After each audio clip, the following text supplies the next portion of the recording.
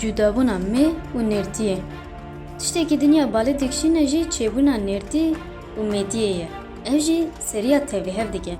Lê qasî ku tê zanîn, zindiyê destpêkê yek şane ye. Bi parçebûna mîtoz, her şane dabeş dibe. Ango ji yekê du derdikeve. Em şêwazekî zêdebûniyê wiha dizanin. Hîna li holê dabeşbûnekî nêr û mê nîne. Ev bi milyona salan berdewam dike.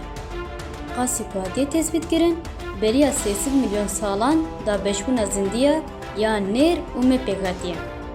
Çima dabeşbûnekî nêr û mê ya wiha çêbû? Me gotiya diyalektika xweza ye. Diyalektik jî ji vê berpirse. Her tişt dualî ye. Madde ji enerjiyê çawa çêbû, parça çawa ji hev du cuda bûn? Belê, di atomê de jî parça hene. Ji xwe parça nebin, atom pêk naye. Madde çawa vediguhere enerji? Madde ango tiştê tê dîtin. Stêrk enerjiya kubûnê madde ne. Formûla Einstein, formûla veguherîna enerjiya maddebûnê ye. Di vir de girîngiya formûlê ew e ku mijarê dide fêmkirin.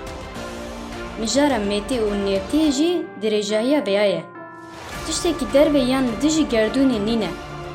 Berdewamiya wê hêdî şîna dualîteya di hebûnekê de yekbûna hebûnan cuda pêş dikeve. Hebûna nêr zêde dibe, hebûna mê zêde dibe û yek dabeşî dudiya dibe. û ji dudiyan carekî din yekîtî.